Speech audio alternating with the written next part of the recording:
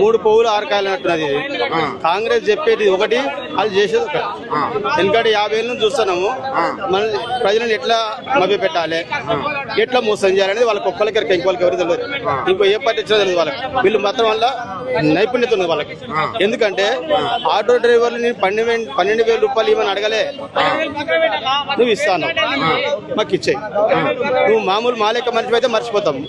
నువ్వు ఒక రాష్ట్రానికి సీఎం, ఎన్నికల మేనిఫెస్టోలో పెట్టినావు, 12,000 ఇస్తాను, ఫ్రీ బస్ పెట్టినావు. అది మాకు శాపం అయింది. అయినప్పటికీ కూడా మేమేదో మా జీవనోపాధి మేము కలుపుకుంటున్నాం. వచ్చినా రాకపోయినా మేము అడుగుతలేము. మా భార్య పిల్లలు రోడ్డు మీదకి వచ్చారు, ఫీజులు కట్టలేని స్థితిలో మేము ఉన్నాం. ఈ రోజు ఇంత దరిద్రంగా ఆటో డ్రైవర్లను తయారు చేసినామంటే మొత్తం టోటల్ గా ట్రాన్స్పోర్ట్ రంగాన్ని దివాలా తీసిందంటే ఈ యొక్క కాంగ్రెస్ గవర్నమెంట్. ఈ ట్రాన్స్పోర్ట్ వల్ల దివాలా చేయడం వల్ల అన్ని ఛార్జీలు పెరుగుతున్నాయి. కాబట్టి ఆటో డ్రైవర్లకు మార్పు అన్నారు. ఎట్లా ఉంది? ఏ మార్పు ఏం లేదు, అదే పాత మార్పే ఉంది. మార్పు ఏం లేదు. రేవంత్ రెడ్డి రావాలి, కాంగ్రెస్ రావాలి అన్నాడు, ఫ్రీ బస్ అన్నాడు. ఫ్రీ బస్ వల్ల మీకు ఎట్లా ఉంది? మేము అనుకున్నాము రేవంత్ రెడ్డి మా హీరో అనుకున్నాం. ఫస్ట్ ఆయన తిరిగినప్పుడు చెప్పే మాటలను బట్టి చూస్తే ఇసొంటి సీఎం కాడు రాడు అనుకున్నాం. ఆయన చెప్పిన మాటలు గుండె కుదిరేట్టు మాట్లాడాడు. అవన్నీ మర్చిపోయాడు. మాకే పోటీ పెట్టాడు. డిస్ట్రిక్ట్ పనులు తీసుకొచ్చి ఇక్కడ తిప్పుతుండు. ఎందుకు తిప్పుతుండే అక్కడ గిరాకీ లేదు, దానికని నడుపుకుంటున్నాం. మీరు ఏమన్నా దోవాలన్నా అని అట్లా పెట్టేసాడు. ఆటో డ్రైవర్లకు సంక్షేమ బోర్డు ఏర్పాటు చేస్తున్నాడు.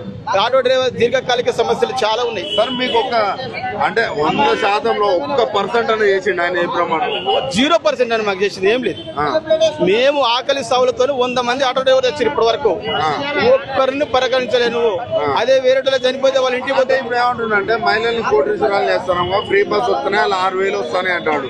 మీ ఆవిడ ఇట్లా 6,000 తెస్తలేరా? పోయి ఫ్రీ బస్సులలో తిరిగి 6,000 తెస్తలే? 6,000 లేవు, 6 పైసలు లేవు.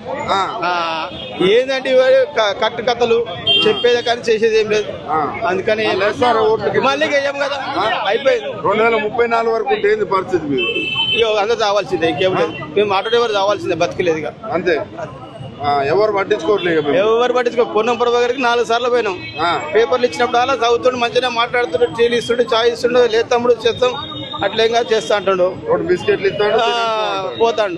సరే మేము కూడా అలా పోయినప్పుడు మా సార్ కదా అని మేము అనుకుంటాము. కానీ వెనకమర కొడుతుండు, తెలుస్తలేదు, అర్థమైతలేదు. ఇప్పటి వరకు ఆ ఫైల్ కదిలేదు లేదు. 3 ఏళ్ళు అయిపోతుంది. మరి ఆయన కూడా అంటుండు అప్పుల పాలైనమో, నేను ఎక్కడికన్నా పోయినా కూడా నా చెప్పులు చూసినట్టు, దొంగను చూసినట్టు చూస్తుర్రు, నేను ఏ నుంచి తెచ్చేయాలి పైసలు అంటుండు. ఇప్పుడు నువ్వు అన్నది కరెక్టే. నేను అడగలే కదా నేను ఆకలి మీద నీ దగ్గరికి వచ్చిన. నువ్వు అన్నం పెడతానని వచ్చిన. నువ్వు అన్నం పెట్టా అంటే ఇప్పుడు ఏం చెప్పాలి? నేను ఆకలి మీద వచ్చిన, చిలకల నుంచి ఇక్కడ దాకా వచ్చిన. మా సమస్య పరిష్కారం అది నాతో కాదంటే నేను చేయాలి. మరి ఏం చెప్పినా నేను అక్కడే ఉంటాను కదా, చిలకలగూడలో ఉంటాను కదా, నేను ఆఫీస్ కాడికి ఎందుకు వద్దును? నాకేం అవసరం? ఇప్పుడు రావడం వల్ల ఆకలి ఉన్నది, ఇంకా తిరగడం వల్ల ఎక్కువ ఆకలి అవుతుంది. నువ్వు ఏం చెప్పినావు? మాట చెప్పకపోరాదు. ఎందుకు నువ్వు ఏలేవు?